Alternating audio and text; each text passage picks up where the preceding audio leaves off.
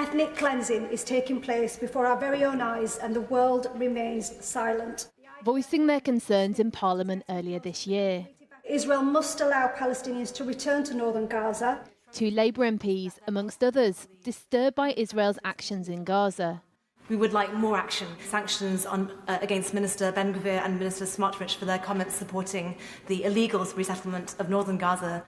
But months later, Abtisam Mohamed and Yuan's condemnation has made them personas non grata, accused by Israel of spreading hate speech and cited as a reason to deny them entry to the country this weekend, after they'd landed as part of a delegation for a research trip to the occupied West Bank.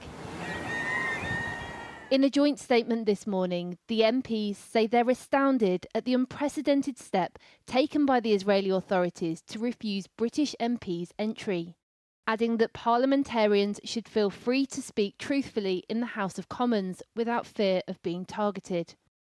The Israeli embassy in London released a statement saying the MPs were denied entry because they had accused Israel of false claims, were actively involved in promoting sanctions against Israeli ministers, and supported campaigns aimed at boycotting the State of Israel.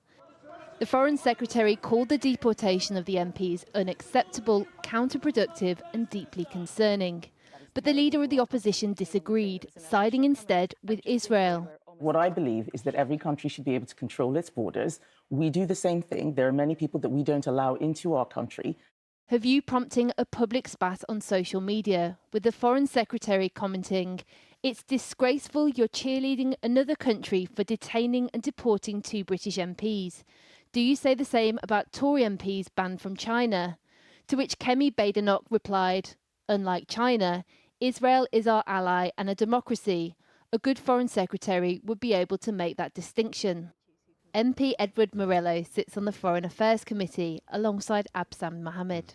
It's unprecedented for an ally nation to do this. I was recently in Israel and we had a often frank exchange of views with them, but that's what friends and allies do to each other.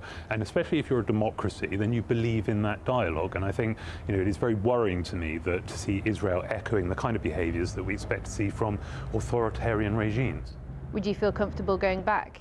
Absolutely. I genuinely believe it is our job to make sure that those lines of communication are open, but also to understand what is happening on the ground.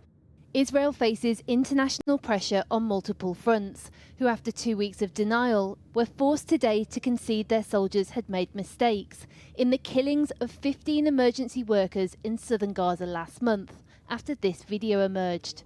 Also admitting that their earlier account that the ambulances approached them without lights was inaccurate.